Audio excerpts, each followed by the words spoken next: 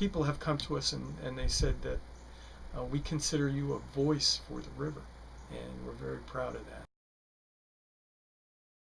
The organization was founded in 1975 as a nonprofit around a real important issue, which was a sewage lagoon that was being proposed on the banks of the Upper East Branch of our river.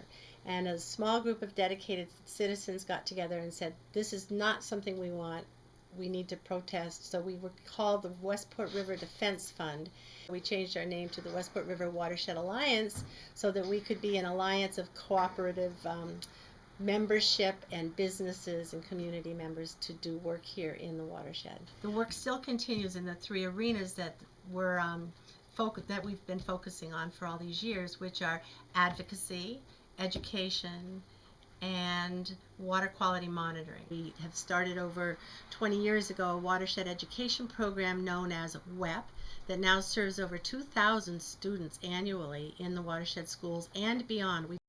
The kids do a grade specific curriculum such as coastal habitats or dune plantings, an adopt a watershed program for high school students.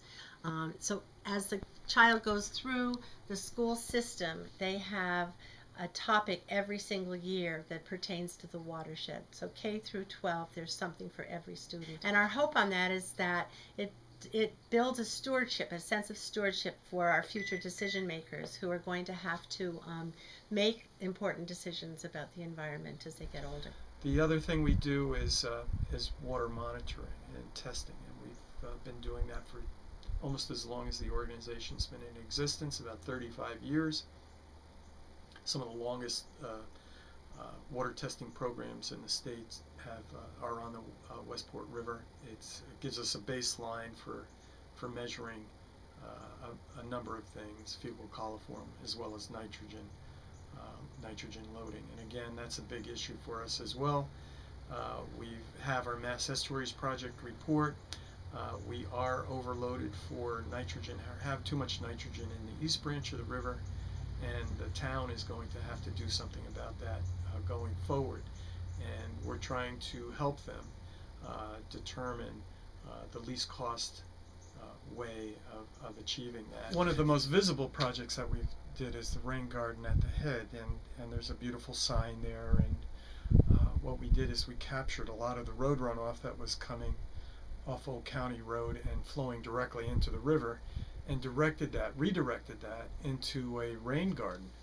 And the rain garden has plants in it that uptake the nitrogen and the various compounds that come down in road runoff. We also have done a lot of culvert replacement so fish can make their way upstream. My favorite spot in the watershed, I have two places that come to mind. One is at the furthest northern point up in Copacut.